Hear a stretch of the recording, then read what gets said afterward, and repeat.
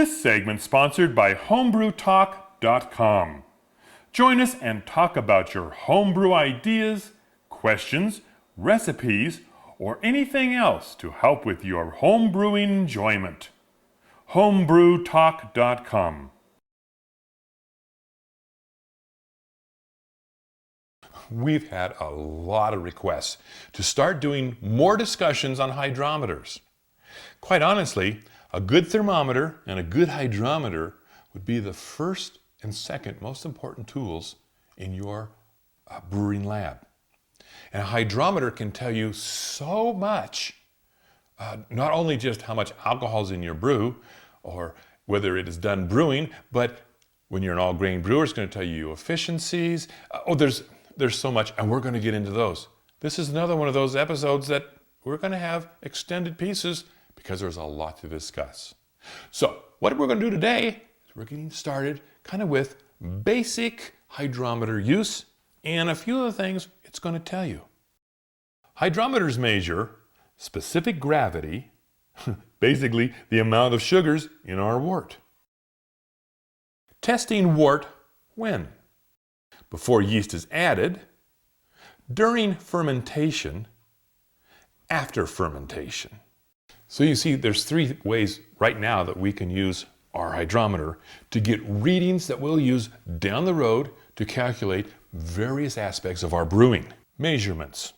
Specific gravity, referred to as like 1.040, 1.013, 1.068.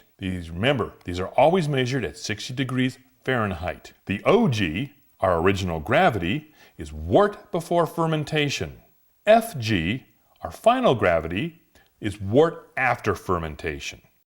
It is really important to remember you need to use your hydrometer and make your measurements at about 60 degrees. Yes, there's charts if you're higher or lower, but it just works a lot better if you stay right around that 60 degrees. Also, remember the 1.013, that's really kind of down the low range. That would kind of be an example of a finished fermentating beer. A 1.065, well, that one is a beer about to be fermented, and it's going to be a bigger beer. Sometimes you'll also hear the terms as, well, 165, or even just 65 to designate it. They all mean the same. Test before fermentation. OG is our starting point of fermentation. Higher the OG, the greater the potential for a higher alcohol. Kits, recipes, and beer software give us our possible OG. So our original gravity, our OG, is our starting point. And yes, you can have a recipe that'll say it's supposed to be 1.070. Ooh, that'd be a nice beer. And when you finally do a measurement, you may find it to be maybe higher, maybe a little lower. But at least you will know exactly where you're at, rather than just relying on the information that was given with a kit. Test during fermentation. Confirms fermentation is complete. It gives an indication if you've got a stuck fermentation. Well, your little bubbler has stopped bubbling, your fermentation lock. Is my beer done? Well, for the most part, I'm going to say probably. But it might still be slightly fermenting. And remember, if you're going to bottle your beer, you're still going to want some yeast ready to ferment because we're going to be adding a little more sugar when you bottle it to carbonate it. So what do we need to do? We need to check it. And I go by this little rule. I will take a hydrometer reading. If it gives me a consistently the same reading over 3 days, I figure my beer's done. Test after fermentation. Gives us our FG reading, and recipes provide the possible FG. Something to remember, your final gravity reading, and let's say your kit or your software, whatever it happens to be that gives you what it should be, it may not hit it. And it could be just a case that something went a little bit wrong in the brewing process. This is not a precision kind of thing. So let's say you were supposed to get down to a 1.0 1.013. And for 3 days, you're at a 1.015. Well, for goodness sakes, don't worry about it. You're ready to be kegged or bottled, however you're going to do it. But that reading, that final gravity reading, is going to be important to figure out what else is involved with our beer. So now we've gotten our original gravity reading and our final gravity reading. One way of using your hydrometer is to find out how much alcohol does my beer have.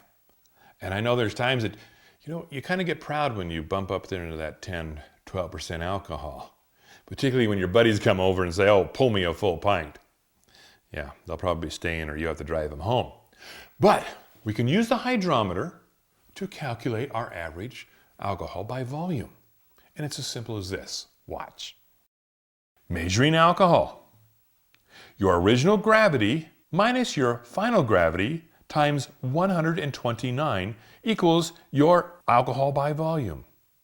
So in other words, 1.065, if that was our original gravity, minus 1.016, our final gravity, times 129, gives us an alcohol of 6.32%.